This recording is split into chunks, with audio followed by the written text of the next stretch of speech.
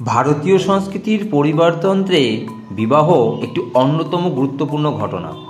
আমাদের সকলের জীবনে এই বিবাহ একটি স্মরণীয় দিন, একটি চিরস্মরণীয় মুহূর্ত। দুটি পরিবারের, দুটি হৃদয়ের আত্মিক বন্ধন তৈরি হয় এই বিবাহের মাধ্যমে। ওয়েলকাম ব্যাক ফ্রেন্ডস, আমি Sujoy, the guide Sujoy YouTube চ্যানেলে তোমাদের সকলকে স্বাগত। চলে এসেছি আরেকটি বিয়েবাড়ির অনুষ্ঠানে, এক বোনের বিয়েতে। আজ তোমাদের সেটাই ঘুরে দেখাবো। নতুন দুটি জীবনের পথ চলা শুরু এই বিবাহের মাধ্যমেই। তো বন্ধুরা, চলো আজ তোমাদের আরেকটি বিবাহ অনুষ্ঠানে চলে এসেছি, তারই কিছু ঝলক আজকে তোমাদের জন্য রইল। যদি ভিডিওটি ভালো লাগে অবশ্যই লাইক কমেন্ট শেয়ার করে দিও। প্লিজ বন্ধুরা, চ্যানেলটিকে সাবস্ক্রাইব করো। কোনো বিবাহ অনুষ্ঠানে এলে সর্বপ্রথম যা আমাদের চোখে পড়ে তা হলো বিবাহ মণ্ডপের মণ্ডপসজ্জা, এবং বিভিন্ন জায়গায় বিভিন্ন মাঙ্গলিক অনুষ্ঠান, বিভিন্ন রীতিনীতিতে এই বিবাহ অনুষ্ঠানটি সম্পন্ন হয়ে থাকে। তারই কিছু ঝলক আমরা প্রত্যেকটা জায়গায় দেখতে পাই। এখানেও তার কিছু ব্যতিক্রম নয়।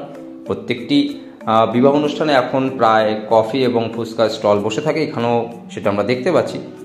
তো বন্ধুরা, এখন চলে এসেছি খাওয়ার প্যান্ডেলে। হ্যাঁ বন্ধুরা, আপাতত আমি প্রথম বৈঠকে সুযোগ পেয়ে গেলাম।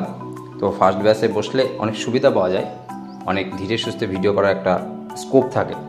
তো সে আশায় একদম ফার্স্ট ব্যাচে বসে পড়েছি। একে একে চলে এলো জলের বোতল, পাতা।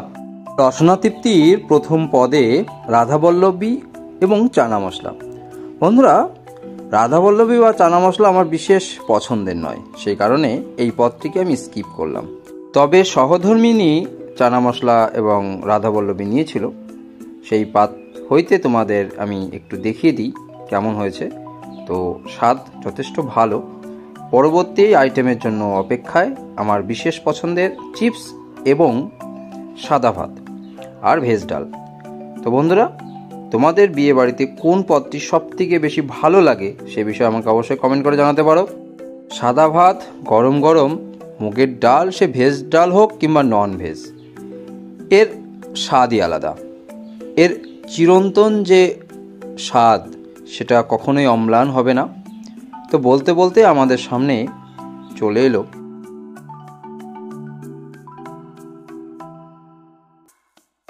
এঁচোড় চিংড়ি।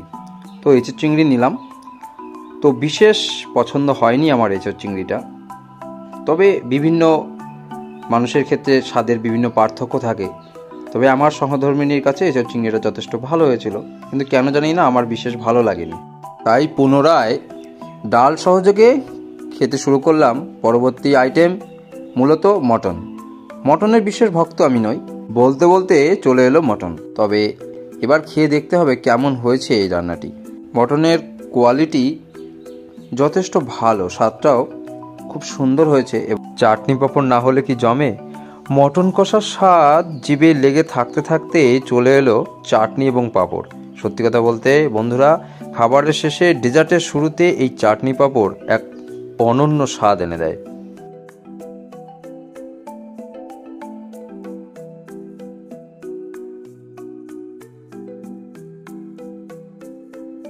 বিশেষ করে রসগোল্লা আমার খুব ভালো লাগে, এবং সেই জন্য আমি আমার নিজেরটা এবং আমার সহধর্মিণীর রসগোল্লাটাও শেষ করলাম। এবার আইসক্রিম খেতে খেতে আজকের এই ফুড ব্লগ এখানে শেষ করছি। ভালো লাগলে অবশ্যই লাইক কমেন্ট শেয়ার করে দিও। আর ধৈর্য ধরে ভিডিওটি শেষ পর্যন্ত দেখার জন্য আমার সকল দর্শক বন্ধুদের অসংখ্য ধন্যবাদ। দেখা হবে নতুন কোনো ব্লগে। Thanks for watching.